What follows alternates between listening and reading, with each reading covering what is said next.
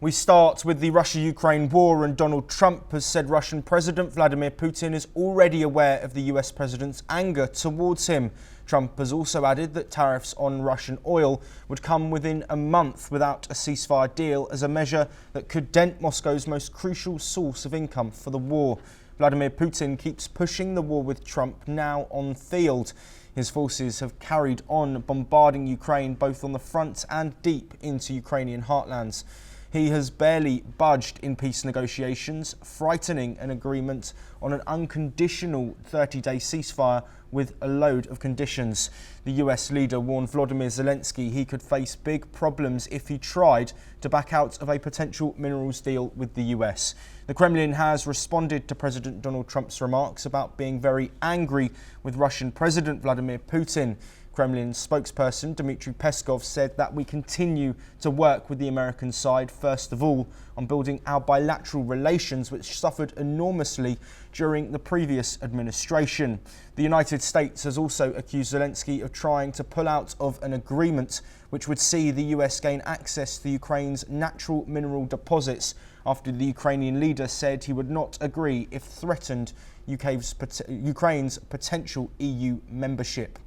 Well, joining us to discuss all of these latest developments is Martin Erraez, a foreign affairs analyst who's joining us from Frankfurt. Martin, thank you very much for being here today. I want to first look at the comments that we got overnight from Donald Trump, clearly very frustrated with Russia and the speed in which this ceasefire is going.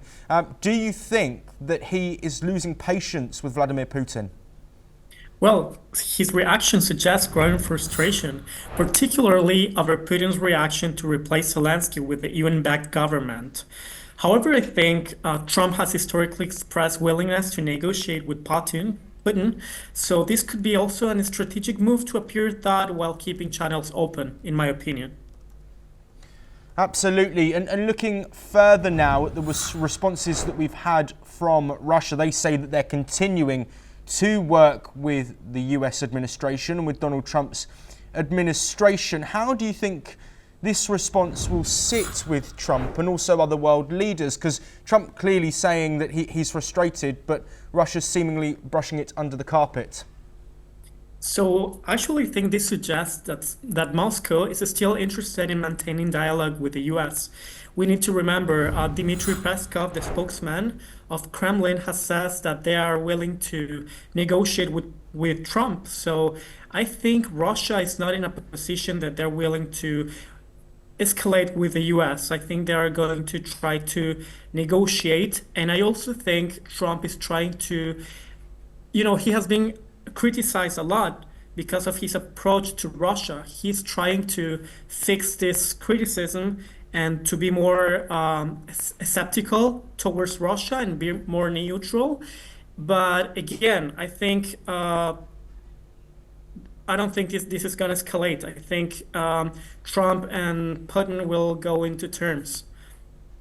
Yes, and looking at those discussions, which of course are ongoing, every side wants something out of this. We know that Russia are very clear. They don't want Ukraine to join NATO. They don't want to give up the territory that they have gained. Donald Trump, of course, is looking to get this deal done, potentially looking at minerals deals. For Zelensky, he's really looking at a sort of post-war and looking potentially at troops, European peacekeeping troops being in Ukraine, but also that issue on NATO, something Trump today has shut the door on. How pivotal do you think this is, given the US influence, not just among NATO nations, but also across the world? So I think the move, like Trump is very skeptical towards NATO and the US military commitments abroad. I think Trump has said it clear. He will never accept Ukraine into NATO because it can be dangerous and this can lead to a third world war, actually. But at the same time, I think Trump is being neutral right now. He doesn't support Ukraine being a member of NATO, but at the same time, he will never accept changing the president. Like he has said that he's completely against the Russian intervention and Russia asking for changing Zelensky, that he will never be backing that. So I think Trump is trying to be neutral and trying to be good with both parts, even though it's almost impossible. But yeah, I think right now, I don't think there will be an escalation. I think Russia has expressed willingness to cooperate with the US, and we will see in the next weeks if there's a possibility of a deal. Yes, absolutely, Martin. To bring an end to our discussion, of course, communications have been had between the United States, Ukraine and Russia separately. How do you think these three parties in these negotiations move forward when such discussions have been had, but clearly we're at a point where nothing has fully yet materialised as planned? So I think each party needs to give up something. I think we're seeing two leaders that they are completely trying to get their full interest. Zelensky initially didn't want to accept any deal that involves giving up land, giving up NATO because he's actually eager to be part of NATO, but he's understanding that this administration with Trump on front is not going to be willing to be in a certain way biased against one of the parties.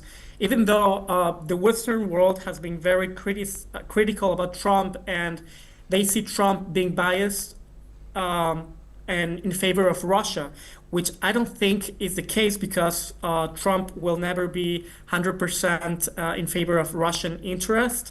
However, he wants to avoid an escalation, and I think also Russia is not willing to escalate in this situation. The spokesman has been expressing this. They are willing to cooperate, and I think each party is gonna they need to give up on something. Yes, absolutely, Martin. We are running out of time, but very quickly, of course, you are based in Frankfurt. What role does the European Union and the EU nations have in these negotiations? So, in general, the European Union is biased towards Ukraine, and they see negatively any kind of approach towards Russia. They are completely in favor of supporting Ukraine 100% and Ukraine's interests. But we see right now an increased support for other type of right-wing governments. And these kind of governments, they're very skeptical towards the European Union. So I think in this case, we're seeing a shift of policies. And I think in a near future, the European Union will understand they need to get in terms with Russia. They need to face it and they need to negotiate it. Absolutely, Martin. Thank you ever so much for joining us and providing your insight.